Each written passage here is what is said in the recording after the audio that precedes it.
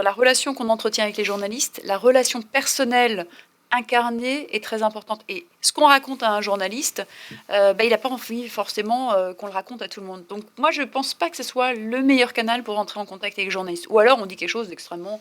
Voilà, on officialise une info. Violemment en faux sur ça. Violemment. Violemment.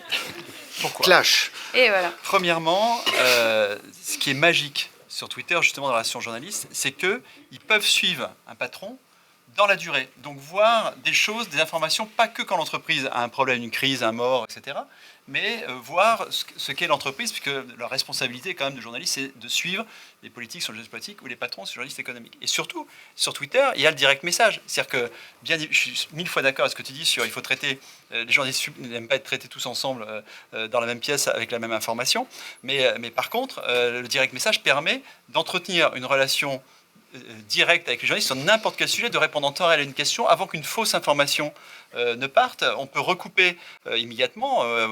Serge Papin a des exemples incroyables de choses qu'il a gérées en temps réel un samedi sur une critique qui était faite dans un de ses magasins par un journaliste. Il a immédiatement rebondi.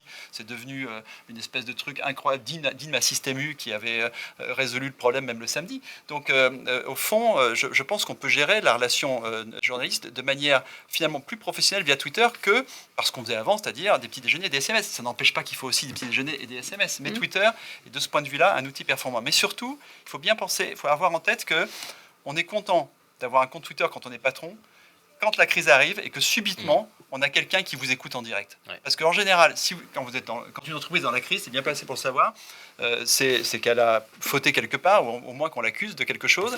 Et tous les témoignages à charge sont là.